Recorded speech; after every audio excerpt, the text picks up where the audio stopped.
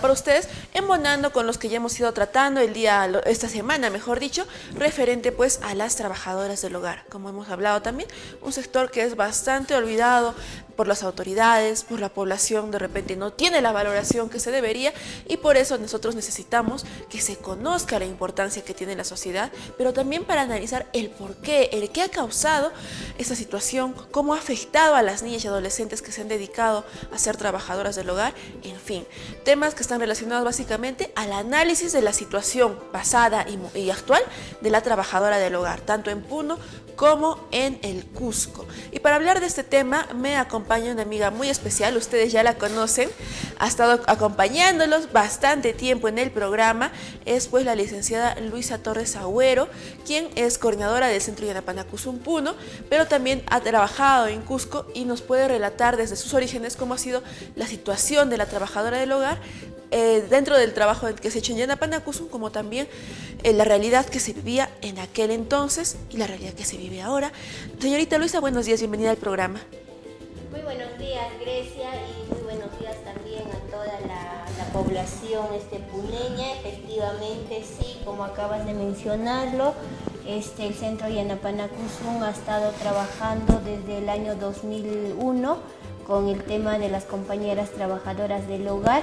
Y bueno, ha habido una situación, una temporada en la que ha habido una situación bastante crítica referente a las compañeras trabajadoras del hogar, y que en el transcurso del tiempo también ha habido algunos cambios, ha habido también logros importantes para poder hacer respetar sus derechos, sobre todo para visibilizar también como una población invisible que era aquella vez, y que hoy en día consideramos de que ya no es la misma situación, sino también hay algunos procesos que sí han cambiado, Grecia.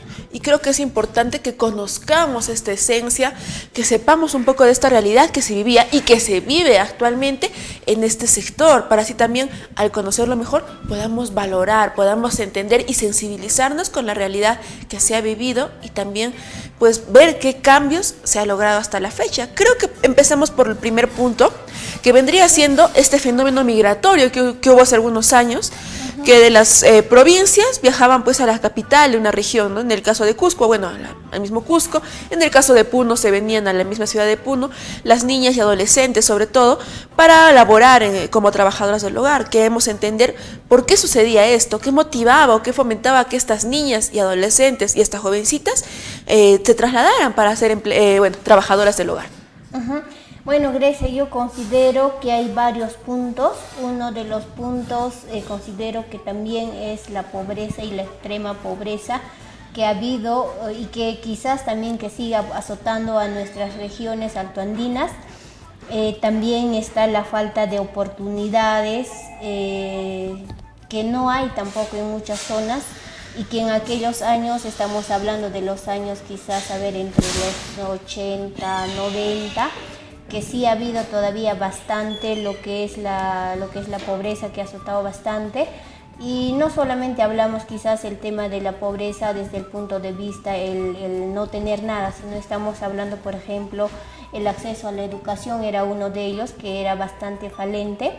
De igual manera también el acceso a la salud, y obviamente cuando una niña o una jovencita ya estaba entre los 12 o 11 quizá, también tenía la ilusión de querer tener esas oportunidades de educación, de estudio, de superarse, de tener quizás una profesión, o simplemente de querer terminar la secundaria. Entonces, en todo este marco digo que es la pobreza que ha hecho también que salgan las chicas y los chicos y las chicas también. Entonces, son varios puntos, ¿no?, que se puede mencionar ahí. Por ejemplo, el hecho de que en las comunidades o en las zonas rurales no había una escuela completa, el hecho de que, por ejemplo, haya solamente de primero, quizás hasta tercero de primaria, y no haya la secundaria. Entonces era obligatorio que salieran de sus zonas, ¿no?, por una parte. Por otra parte también había lo que era la práctica del famoso padrinazgo, ¿no? O sea, el hecho de que en una comunidad, en un sitio, no sé, haya alguien de la ciudad que haya sido padrino de la familia, por decir, no sé, del matrimonio, del bautizo, también había esa situación de que como que se sentía o como que estaban obligadas a que también los hijos tenían que servir al padrino, ¿no? En la casa. Entonces lo que hacía eran que se las llevaban a las chicas o se las traían y estaban en la casa al servicio de esta familia, ¿no? Pero también acá había como una especie de engaño porque decían, ¿no? O sea, yo voy a llevar a la niña tal o a la hijada X, pero yo lo voy a educar, lo voy a tener como mi familia, es más, le voy a brindar todo lo mejor, ¿no? Eso era un engaño para el padre, porque obviamente el padre te confiaba y decía, sí, si le va a hacer estudiar, que vaya porque va a tener mejores oportunidades que yo. Por eso siempre había una frase, ¿no? Yo quiero que mi hija se vaya porque ya no quiero que sea igual que yo. Es decir, en otras palabras, estaba diciendo este padre de familia, no quiero que mi hijo se quede sin educación, no quiero que mi hija se quede quizás como una más en el campo, porque el campo de alguna forma estaba discriminado, estaba delegado de muchos derechos también. Entonces era todo este marco que ha hecho que muchas chicas, muchas niñas salgan también a las ciudades no necesariamente quizás pensando a que ellas iban a ser trabajadoras del hogar o ni siquiera lo imaginaban la magnitud de toda esta situación. Entonces entendemos que era la búsqueda de una mejor calidad de vida, que pues usualmente la ciudad promete eso, tanto las ciudades capitales de las regiones como también la misma capital del país, Lima.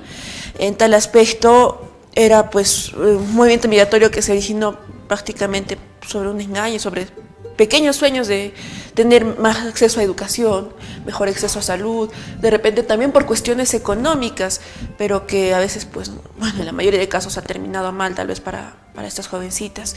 Queremos entender entonces, cuando ellas se trasladaban a las ciudades para trabajar, qué riesgos estaban exponiéndose, qué situaciones eran las que vivían, y también pues sabemos que se ha vulnerado bastante los derechos humanos y derechos laborales. ¿Cuáles han sido esos derechos vulnerados? Mira, yo creo que los riesgos a los que las compañeras o las chicas en aquellos tiempos estaban, y que inclusive quizás hasta ahora todavía se esté dando, no tengo conocimiento que hasta ahora esté pasando, pero en aquellos tiempos, de todas las experiencias que hemos identificado desde Yanapanacuzón, por ejemplo, uno de los riesgos más fuertes y más preocupantes era que las compañeras estaban expuestos a lo que era la explotación sexual, a lo que era el abuso sexual también. Y por ejemplo, en las compañeras adultas en aquellos años, entre los 90, 95 hasta casi un promedio de los 2000, ha habido un proceso que hemos ido recogiendo testimonios de las compañeras, y muchas compañeras que ya eran adultas en esa vez, inclusive tenían hasta hijos con los jefes, con los patrones, ¿no? Y que muchas veces no han sido reconocidos esos hijos, los hijos que han podido ser producto de todo este abuso sexual y acoso sexual también, no solamente del jefe, sino también quizás de los hijos y todo lo demás, ¿no? O sea, había toda una situación bastante crítica. Por eso es que era una población bastante vulnerable, y que hasta ahora, quizás por toda esta situación, es que tampoco las chicas se reconocen y se valoran como trabajadoras del hogar, porque siempre ha sido un trabajo muy vulnerado, ha sido un trabajo muy discriminado. ¿Por qué? Porque tú trabajabas dentro de una casa y no sabías lo que pasaba detrás de esa casa. No era como que tú trabajabas quizás, no sé, en un restaurante, que es más visible, ¿no es cierto? Porque finalmente cuando estás trabajando dentro de una casa, estás adentro y tú no sabes lo que pasa. O sea, el resto de las personas no sabe lo que pasa. Y había otra parte también, el riesgo de que estaban expuestos a lo que era la explotación laboral también, porque se sabe que las jóvenes que han trabajado en las casas trabajaban más de las 14 horas. 8 horas diarias. Más de las 8 horas que estaba permitido. Entonces había una explotación del hombre por el hombre, es decir, la persona que era pudiente podía hacer lo que quisiera de la otra persona que quizás estaba en desventaja frente a ella, ¿no? Entonces hay esos riesgos, y que bueno, han habido pues situaciones bastante críticas. No podríamos hablar con cifras Grecia en esta situación, porque ninguna institución, ni siquiera nosotros como Yanapanacos, y menos desde el Ministerio de Trabajo, se ha hecho un registro de estos casos. ni siquiera de las denuncias, o sea, de varias situaciones. No existe una estadística, por ejemplo, de cuántas trabajadoras promedio podrían haber a nivel Cusco o a nivel nacional. Hay algunos datos, bueno, desde lo que se manejaba desde el 2003 a partir de la OIT, pero ya son bastante desfasados. Entonces, a la actualidad, por ejemplo, sabía en Cusco se aperturó una inscripción o un registro de las trabajadoras del hogar. Lo asumió la municipalidad, pero no lo ha continuado, ¿no? ¿Por qué? Porque no hay una voluntad política, no hay una voluntad de la autoridad para hacerlo tampoco, ¿no? Y bueno, como te vuelvo a repetir, tampoco voluntad de las mismas chicas, visto que este trabajo siempre era un trabajo de, por así decirlo, de menos valor. Entonces las mismas chicas se negaban a decir que yo soy trabajadora del hogar o a decir pues ya me registro, ¿no? Entonces también hay toda esta situación de que como desvaloras tanto al trabajo, tú no quieres hacer ver como algo bueno tu trabajo, lo que hacías, ¿no? Entonces hay toda esta situación. Bueno, esos han sido los riesgos más fuertes, y si hablamos nosotros de lo que derechos se han vulnerado, pues ha habido, por ejemplo, la vulneración al derecho a la integridad, a la educación, a la recreación misma también, a la salud, a la libertad de opinión, ¿no? al seguro social, a la privacidad misma también. O sea, por ejemplo, ¿por qué te menciono, por ejemplo, no? Vamos a poner solo un ejemplo chiquito sobre lo que es el derecho a la privacidad. Las jóvenes cuando trabajaban en casa no tenían privacidad. ¿Por qué? Porque por decir, su espacio donde descansaba era o bien en un rinconcito de la sala, o bien podía ser debajo de las gradas, o finalmente en un depósito donde todo el mundo entraba cuando quería, a la hora que quería, ¿no? Entonces no había una privacidad por un lado.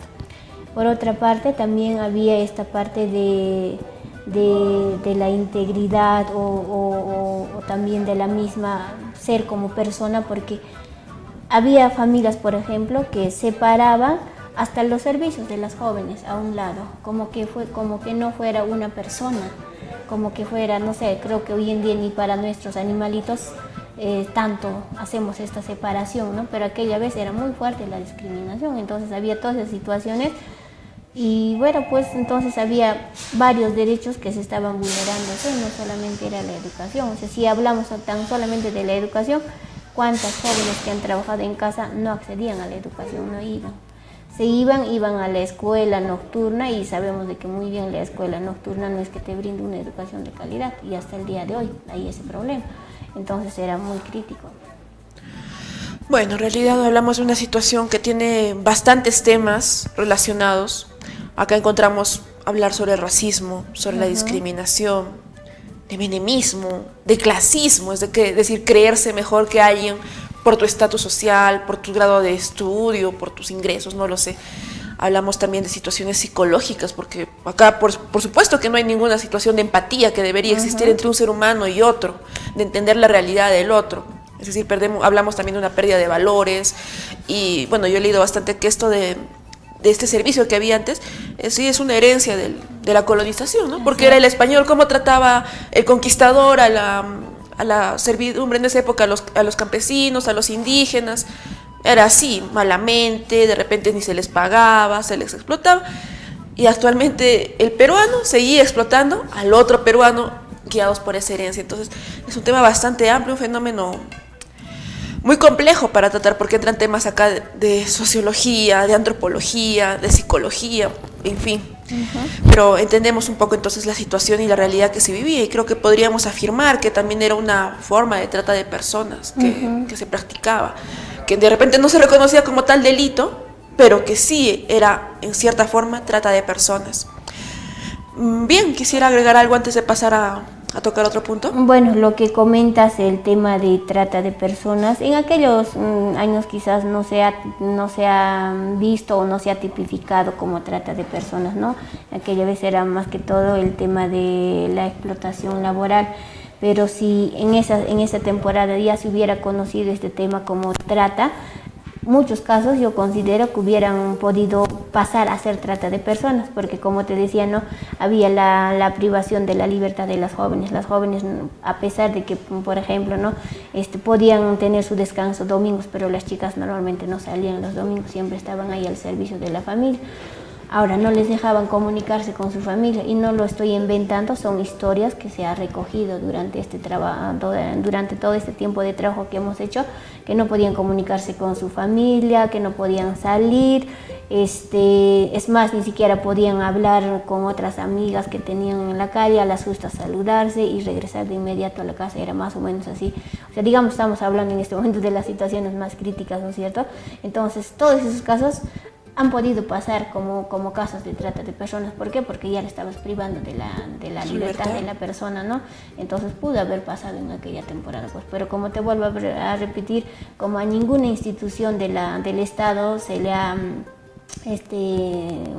no lo ha tomado en cuenta estas situaciones, más bien lo ha pasado por alto todo, entonces prácticamente todos esos casos se quedan al aire, al margen que quizás pudieron o no pudieron denunciar las chicas. Y además en aquellas temporadas no es que estaban, digamos, no conocían tanto de sus derechos, no conocían tanto sobre las leyes, entonces ni siquiera se les ocurría denunciar, porque sabían que estaban en esa condición de la ahijada que tenía que estar al servicio de la familia, o de la, no sé, pues de la jovencita que se trajo un profesor, un enfermero, un policía, yo qué sé, estaba al servicio de ahí, entonces ni siquiera tenían nociones para denunciar. Entonces no hubo, pues así, digamos, un registro de casos, unas denuncias que se podían decir, algunas, que una que otra que hubo, y que de alguna manera, pues, algo se habrá hecho, pero como ves también la justicia solamente es para, hay ciertos problemas que también tenemos fuertes en la justicia. Entonces, si una joven ni siquiera podía ir a denunciar, y inclusive lo más gracioso era, Grecia, que cuando una chica trabajadora del hogar iba a denunciar al Ministerio de Trabajo porque no le habían pagado un sueldo, lo primero que decía quizás el Ministerio de Trabajo era, tienes una prueba, por decir, no sé, un contrato que tú has hecho y que certifique que tú has trabajado en esa casa. La chica no tenía pues, ni contrato, nada, porque su propia misma ley decía que podías hacer un contrato escrito o verbal. Y actualmente la ley también indica entonces, eso. Entonces, la ley no estaba formal ni para ella, ni siquiera para protegerla tampoco de sus derechos, estaba también como limpiando, ¿no?, de lo que había puesto o de lo que estaba ahí. Entonces también había esas situaciones. Entonces sí, pues hablando de ese tema de trata, como te digo, pudo haber sido trata de personas, muchos casos. Podríamos considerarlo Se pudo haber considerado, si es que en el momento pudo haber, digamos, denuncias o algo así, ¿no? Pero lastimosamente, una vez más, ha sido un sector muy olvidado de este país. Sí. El dato más reciente que se tiene, teníamos del 2015 en la encuesta nacional de hogares, el ENAO, que nos indica que la trabajadora del hogar representa el 2.4% de la población activamente económica, es decir, el 2.4% de la población que trabaja, que pues, para el Estado tal vez no sea nada, pero en realidad cada caso, que de repente muchos dicen parece una telenovela, parece que han visto mucha Rosa de Guadalupe y de ahí han sacado cada caso, no, era la realidad que se vivía, que se ha vivido y que de repente muchas chicas todavía están viviendo. Entonces hay que tener eso en consideración, que de repente parece tan de ciencia ficción, pero esta ficción en algún momento ha tenido que salir de alguna realidad, de conocer alguna historia, y lastimosamente cada historia es diferente, cada caso es diferente y no se puede agrupar a todos en un mismo saco. Bien, pasemos a tocar otro punto. Hemos hablado un poco de los 90, de los 80, los 90, casi inicios del 2000. Sin embargo, queremos entender ahora cómo ha cambiado la situación de la trabajadora del hogar y qué intervención ha tenido el caso de Yanapana Kusun en esta. Bueno, han habido algunos avances, por ejemplo, al margen de que no esté quizás del todo bien la ley de las trabajadoras del hogar. En algo es una ley que se puede ya por lo menos decir, hay una ley y hay las compañeras que trabajan pueden hacer valer esta ley, porque es una ley que ya está aprobada. Y también está la Convención de 189 de la OIT, que de alguna manera también está exigiendo de que las compañeras trabajadoras del hogar tengan pues el trabajo digno, ¿no? Entonces, desde la parte de las leyes hay estos avances, y bueno, también hay algunas instituciones como un AFIL, si no me estoy equivocando, que también creo que al menos en la capital me parece que esto ha funcionado, que registran a los empleadores para que de alguna forma se exija a que cumplan con sus seguros social a las compañeras trabajadoras del hogar, ¿no? Hay esas partes que han avanzado. Ahora, lo otro que ha podido cambiar también es en la misma condición de trabajo de las compañeras. Si bien es cierto, antes el trabajo de hacer cama adentro, por ejemplo, era mucho más esclavizante, hoy en día también las chicas, bueno, porque ya conocen los derechos, porque ya han recibido mucha información también, y es muy bueno que hayan recibido todo este tipo de información, porque todo esto ha hecho de que las jóvenes cuando vienen a las ciudades, al menos en estos últimos años, yo he sentido, Grecia, de que ya no buscan, por ejemplo, el trabajo en casa, ya no quieren trabajar las chicas en casa. Por un lado. Por otro lado, las chicas que quieren trabajar, trabajan, pero ya trabajan por horas, ¿no? Por ejemplo, en Cusco tú ya no ves tanto las jóvenes que trabajan cama adentro, o todo el día. Trabajan por horas, por decir, si tienen que ir a hacer la limpieza, solo hacen la limpieza, si tienen que solamente cuidar niños o niñas por horas, lo hacen por horas, o sea, y hay ese cambio, ¿no? O sea, desde la misma perspectiva de las mismas chicas, pero también hay empleadores más conscientes, ¿no? Porque ha habido todo un proceso también de sensibilización, y tú me hablabas, ¿no? O sea, ¿qué ha sido o cuál ha sido el rol de Yanapanacusú? El rol de Yanapanacusú en el trabajo como experiencia en Cusco ha tenido podemos decir, dos partes principales. Una de ellas era desde un punto de vista de atención directa a las compañeras trabajadoras del hogar a través del programa de Centro de Apoyo Integral a la Trabajadora del Hogar, que era un hogar donde las chicas venían todos los domingos. Obviamente era difícil también invitarlas a que llegaran, porque tú sabes que personas extrañas que vengan y te digan, oye, ven, te voy a hablar de tus derechos, vamos a dialogar, vamos a conversar, era difícil también, obviamente, pero con el esfuerzo, con el empeño que también le han puesto las personas que estuvieron en ese momento. Por ejemplo, nuestra amiga Victoria Sabio, que es la fundadora de Yanapanacusú, ella le ha puesto mucha fuerza en las chicas, ¿no? O sea, por ejemplo, un pasajito de ella te cuento, que iba ella los domingos, por ejemplo, a las plazas por las tardes, porque los domingos las chicas salían, entonces ella iba a las plazas como a modo de tejer, supuestamente ella, y algunas chicas curiosas se les acercaban, ¿no? Entonces les invitaba a este hogar Caid, entonces iban de esa forma. O a veces ella dice, no, yo ya estaba terminando de tejer la chompa, pero vuelta lo desataba, iba a otra plaza y sigue haciendo. Otro era que cuando el basurero pasaba en las mañanas, ella aprovechaba de salir y era el momento para decirles, oye, yo soy Victoria, tengo mi casa, vengan, vamos a conversar, y rapidito les invitaba porque las empleadoras pues no les dejaban, ¿no? Entonces ha sido una forma de captar a las chicas de esa forma. Y obviamente ha habido Josefina, que también ha estado acompañando, y que inclusive es de Puno ella, y otras compañeras y compañeros que han trabajado, ¿no? Entonces han ido juntando así a las chicas, entonces han ido capacitándolas, fortaleciéndolas, y sobre todo reflexionando sobre estos derechos que ya hemos hablado que estaban siendo vulnerados, ¿no? Eso era un trabajo más directo de atención y de fortalecimiento a las jóvenes trabajadoras del hogar. La otra parte era ya también llegar a las mismas comunidades campesinas con los papás. Bueno, se ha hecho una línea de base en la que se ha identificado de qué lugares venían más las jóvenes. Por ejemplo, al Cusco migraban del lado de Paruro y migraban también del lado de Paucartambo y de Apurímac. Entonces, Yanapanacusú se ha ubicado en dos provincias, que era Paucartambo y Paruro, ¿no?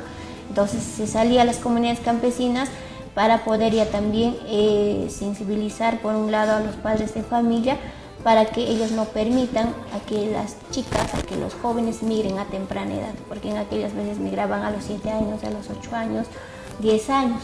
Entonces lo que se hacían era una especie de talleres con los papás, en la que a través de diferentes estrategias como teatros, cosas así, se les mostraba cuál era la realidad que pasaban sus hijas en las ciudades. De igual manera también a través de las escuelas, se iba a las escuelas y con los niños se hablaba sobre estas situaciones que pasaban. O sea, qué pasaba con sus hermanas mayores que ya habían migrado, qué situaciones se enfrentaban, qué riesgos se enfrentaban. Entonces, a la par, también obviamente se daba a conocer cuáles son los derechos, ¿no?, de la persona, de los niños, para que ellos también ya no hagan, o sea, ya no pasen este proceso. Entonces, había una parte de prevención y había una parte de atención también. Entonces, en la parte preventiva, pues se ha trabajado con los papás, se ha trabajado con los mismos niños, niñas, se ha trabajado también con los maestros, con las maestras y sus autoridades también. ¿Para qué? Para que ellos informen y que ya no se dé tanto esta migración a temprana edad. Entonces, esos han sido los 2 puntos de atención de Yanapanacus en Grecia. Entonces podemos entender que de alguna manera la situación ha cambiado, está mejorando poco a poco, como todo gran cambio. Sabemos que en la época industrial el obrero, no solo la trabajadora, el obrero en sí de cualquier rubro ha sido igualmente explotado, pero gracias a la lucha que ha habido, a los levantamientos, de alguna manera han ido ganando sus derechos. Igualmente llegó el turno pues, de la trabajadora del hogar, desde los 80 hasta la época actual. Si bien no ha mejorado del todo, todavía no es una profesión que, wow, está reconocida con la dignidad que debería de tenerse. Por lo menos ya se está dando cambios, se está eliminando tipos de modalidades como era la cama adentro, que era la que más exponía a la trabajadora a situaciones de riesgo, de explotación. Por lo menos ya está cambiando este asunto. Y también las chicas están reflexionando de que aparte de poderse dedicar al trabajo del hogar, pueden hacer otras cosas. Pueden estudiar, ¿no?, pueden capacitarse. Y ayer hablábamos con la casa de Panchita y nos sugerían ellos también la posibilidad de capacitarse, ¿no? Si vas a dedicarte a ser trabajador del hogar, ok, pero capacítate. Y el tener pues mayores conocimientos en las áreas, va a ser más fácil que tu empleador te respete, que respete tus derechos. Y pues si te saca de la casa, fácilmente encuentras trabajo. Entonces, el mundo está cambiando, afortunadamente, hay más protección a los derechos humanos, a los derechos laborales, que si bien no se alcanza del todo para todos, se ha dado pequeños pasos para lograrlo.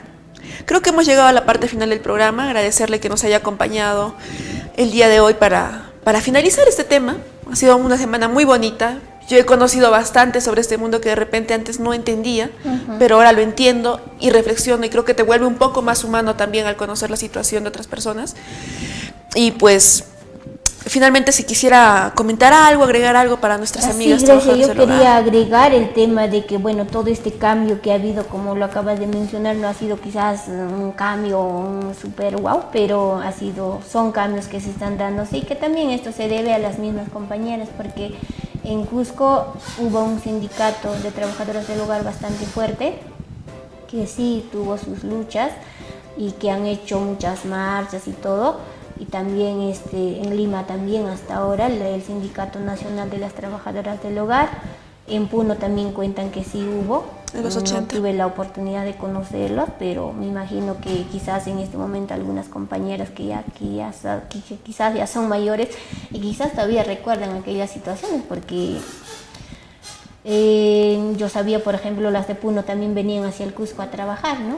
O las del Cusco se venían hacia Puno también, entonces había un cambio. Entonces, bueno, ha habido situaciones. Entonces, estos avances no solamente se deben también a las instituciones privadas que hemos estado trabajando, sino también se debe, obviamente, a algunas autoridades, porque no vamos a decir que todas las autoridades no han actuado, ha habido algunas autoridades que han hecho algo. Y bien, por todo ello, y felicitar a todos ellos también, y sobre todo a las compañeras que sí, aquí en Puno hay en este momento quizás amigas que están trabajando bien, pero también siempre busquemos esa parte de, como decías, ¿no?, de capacitarse, pero también de ser siempre mejores trabajadores y demostrar eso. Y cuando uno cumple sus deberes, también está en la posibilidad y está en la potestad de reclamar también el cumplimiento de estos derechos. Y bueno, mandarles un saludo especial a todas las compañeras, porque 30 de marzo, porque seguramente Grecia, las personas que te ven día a día dirán, ¿y por qué están abordando el tema de trabajadoras del hogar? Justamente el 30 de este mes de marzo se conmemora el Día Internacional de la Trabajadora del Hogar. ¿Por qué decimos internacional? Porque ha habido también una organización a nivel internacional de las compañeras trabajadoras del hogar. Los más fuertes son México, Bolivia, bueno, Perú algo también ahí está dando a través de Sofía Mauricio, que es no la representante, sino la que también ha estado moviendo lo que es los sindicatos, ¿no? Entonces hay todo un movimiento, pues también no solamente es que solamente las instituciones privadas o públicas han estado ahí trabajando, sino también ha habido desde sus mismas organizaciones.